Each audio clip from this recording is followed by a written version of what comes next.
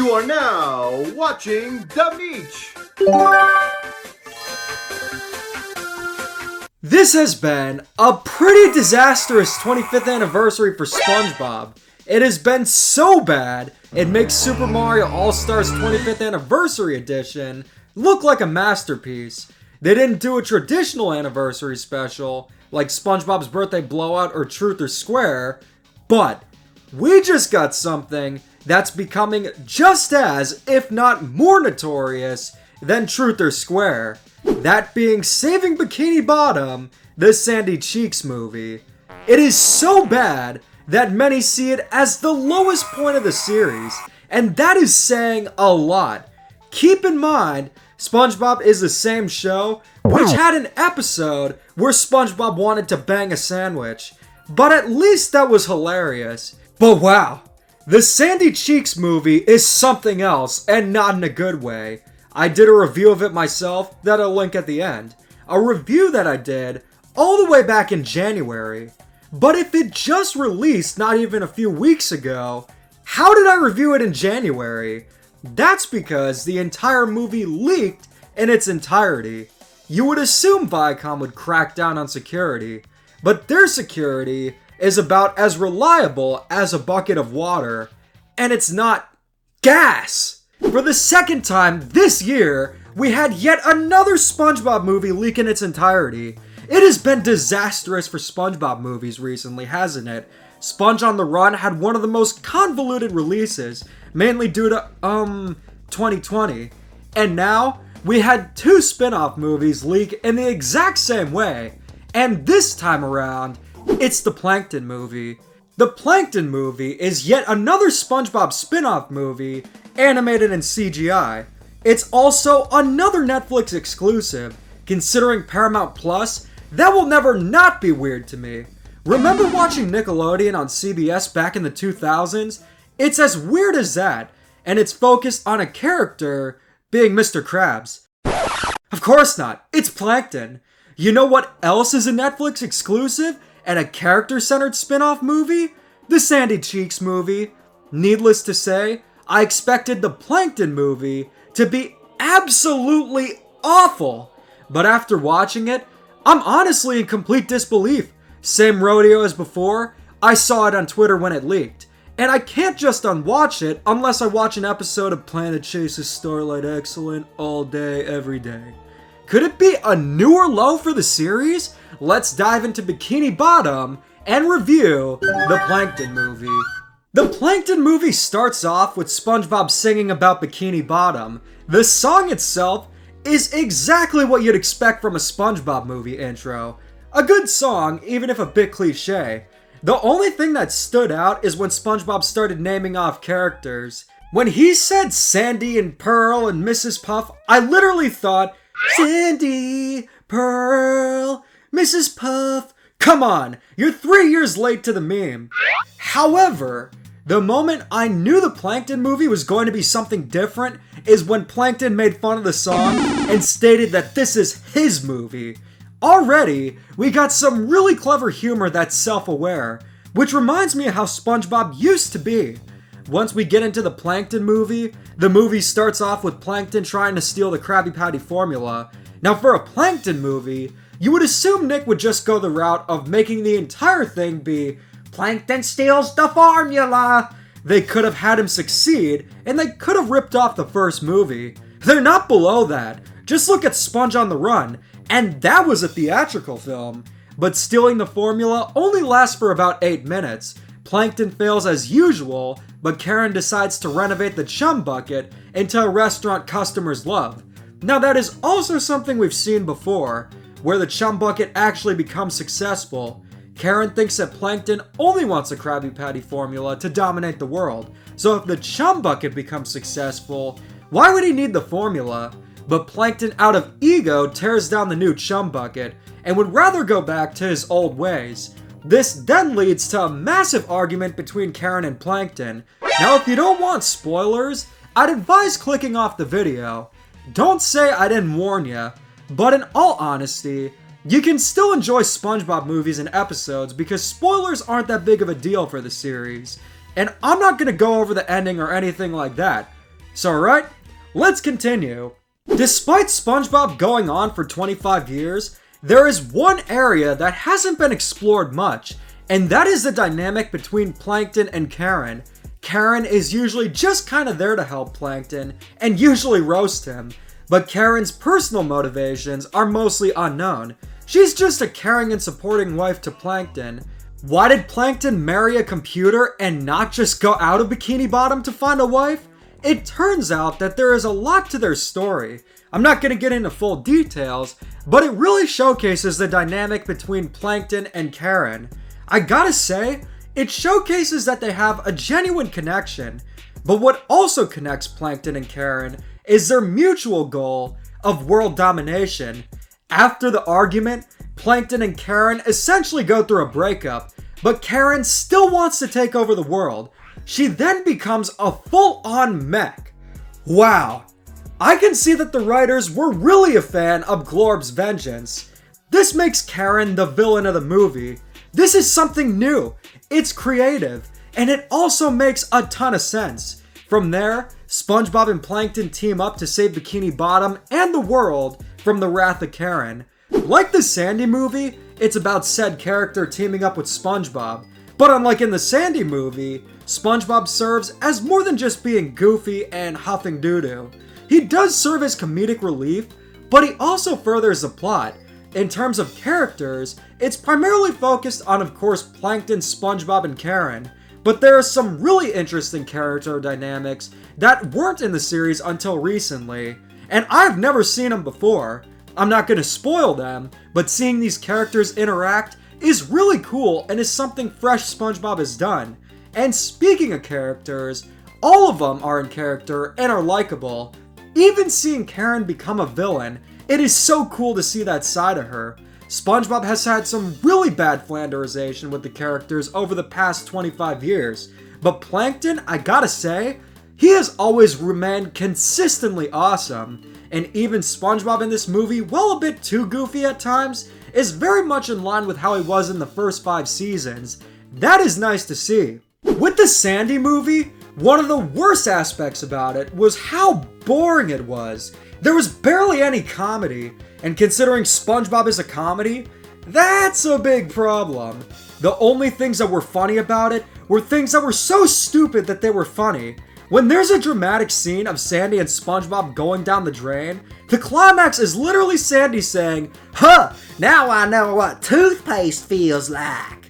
Like, that got a laugh out of me, but just because of how stupid it was. But really, it's only the Wanda Sykes parts that were funny, and not in a good way. The Plankton movie, on the other hand, actually has a lot of funny jokes. Towards the end of the movie, Plankton has some hilarious lines that you wouldn't expect to hear from him, but throughout the movie, there are some really funny moments. What's also cool is that what appears to just be random humor actually foreshadows the plot. That is a high road to take, and it shows the writers have talent.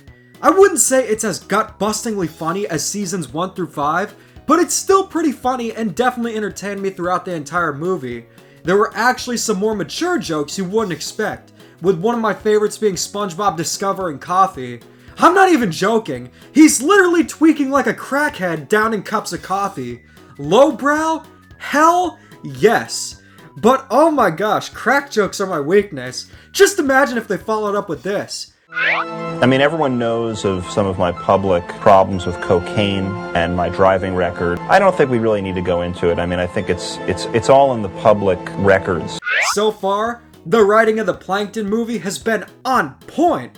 It's creative, it's funny, and it really does a great job showcasing the dynamic between Plankton and Karen. But considering this is a movie, the animation and sound design is almost as important. The Plankton movie is primarily animated in CGI, very similar to the prior 2 SpongeBob movies. I don't know why SpongeBob feels the need to go CG for its movies. If you're changing the style to stop motion for a Christmas and Halloween special, that is really cool. And it makes sense considering Christmas specials were animated in stop motion. But CGI? Why? It's not like it's that groundbreaking to see SpongeBob in CGI. Just go play a SpongeBob video game, or watch a Riders DX video about them. Now, Sponge on the Run had some beautiful stylized CG, but in the Plankton movie, it's standard CGI. It looks kinda cheap, and considering the leaked Sandy movie was the final product, I'm expecting the same here. However, the Plankton movie actually has some varied animation styles. You'll see them during the movie, and all of them look great. It's like Truth or Square, but done right. While the CGI animation isn't impressive, it is definitely more enjoyable to look at than something like Camp Coral or the Sandy movie.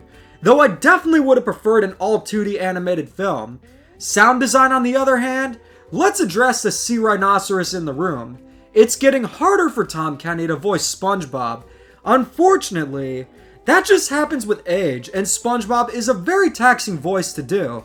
But I still give props to Tom Kenny for being so dedicated voicing him for all these years. And I also have to give props to Mary Jo Catlett for still voicing Mrs. Puff despite being 85. She truly is passionate about playing her, and it is so heartwarming. And she still sounds good too. You can tell that most of the characters are getting older, but Plankton, Mr. Lawrence absolutely nails it after all these years. Yet again, Plankton's voice is essentially an exaggerated version of his actual voice, and Patrick still sounds great too. Regardless of whether or not SpongeBob should still go on is up for debate. That's not the point here. But regardless, you gotta admire how dedicated the cast has been voicing the same beloved characters since the very beginning. But the real highlights with sound design are the songs. There are some really good songs in the Plankton movie. My favorite specifically is when Karen becomes a mech, and it essentially becomes a Glorb song. Most songs are sung by Plankton, and Mr. Lawrence does a fantastic job with the songs. So far, nearly everything about the Plankton movie has been, wow, actually kind of good. The only issue so far is the animation looking cheap. But again, that's to be expected from a Netflix film. Is there anything wrong with it is the question. Unfortunately, modern SpongeBob has a major issue when it comes to retconning. That's one of the worst aspects of Camp Coral, but in terms of the Plankton movie, you might remember Plankton already had an origin story with Season 5's Friend or Foe, where him and Mr. Krabs were best friends growing up. But in the Plankton movie, that isn't acknowledged, and instead, it focuses on how Plankton grew up with Karen, and Karen was his best friend. They don't acknowledge Friend or Foe, but they don't retcon it either. This could have taken place after Friend or Foe, where Plankton was slightly older and not on good terms with Krabs. The song calls Karen Plankton's friend, and I think that's where the confusion is, because if he said girlfriend, then I don't think there would be any. That is where people think the movie retconned the series, but considering it isn't completely blatant like the retconning in Camp Coral, it's not a huge deal. And the movie is good enough where even if there is a bit of retconning, it's still entertaining. Funnily enough, there are a lot of continuity nods in this movie. You get to see a lot of things from the series. I gotta say, I am very impressed with how the Plankton movie turned out. And I'm not the only one. My good pal Reese's favorite character is Plankton, and here's what he thought of the movie. I also watched the Plankton movie, and I wanted to give some of my thoughts on it too. Plankton is my favorite SpongeBob character, so I really hoped that his movie would turn out well ever since it was announced, and I was pleasantly surprised. It's much more character-driven than the other SpongeBob movies, which makes this pretty distinct. Plankton as a character was developed and written pretty well here, and it kind of makes sense considering that Doug Lawrence was one of the writers. He really knows how to handle his character. Plankton was already one of the most interesting characters in the show writing-wise as well. He was never really flanderized like the other characters in later seasons, despite his main goal of stealing the Krabby Patty secret formula staying the same. And the movie definitely builds off of that fact, since this movie is about Plankton realizing his flaws and growing from it. It points out one defining trait of Plankton that has always been a component of him, but never really explored that much, and that's the fact that he's selfish and lacks empathy. It was really cool seeing Plankton have actual character development in the movie, since it's something that they don't really do too often in SpongeBob-related media. The flashbacks in particular were also very memorable, and while it was somewhat controversial that they possibly retconned friend or foe, I do think it was a good way of showing how his relationship with Karen developed. And I feel like even though they did change some things, I do feel like Plankton's backstory was handled pretty well in the movie. And finally, this movie was also pretty funny as well. There were a lot of great jokes here that felt in line with the show. Nothing jarring, like celebrity guests like Keanu Reeves or Wanda Sykes, or really corporate inserted stuff like, "All my streaming videos, I can't demand them anymore." This felt like a true and genuine SpongeBob movie. There were a lot of references in the movie too, but they felt surprisingly natural. It didn't really feel forced, or like forced fan service, like a lot of people criticize in modern SpongeBob. Overall, this was a pretty enjoyable movie. It's almost as good as Sponge Out of Water in my opinion. Very well said. I think a huge part of why the Plankton movie turned out great is because the main writer of the movie was none other than Mr. Lawrence, the voice of Plankton. If anyone knows Plankton, it's him. Combine that with Plankton being a great character, and you got the first SpongeBob spin-off that not only works, but is actually good. The best SpongeBob movie is still the first one, then followed by Sponge Out of Water, but the Plankton movie is still a good time, and the best thing to come out of SpongeBob in years. If they're doing more character-centered spin-off movies, I'd suggest having the voice actors help with the story. Sure, Mr. Lawrence is a writer already, but it would help bring a fresh perspective to what has been a series that has gone on too long. The Sandy movie, I'd give a 3 out of 10, but the Plankton movie, solid 7.5 or 8 out of 10. I really enjoyed watching it, and if you did see it already, also make sure to watch it on Netflix when it releases to support the writers. They've earned it here, and I'll definitely be checking out when it officially releases. So what do you guys think? What SpongeBob character should get a movie next? Let me know in the comments, and keep calm and dada on.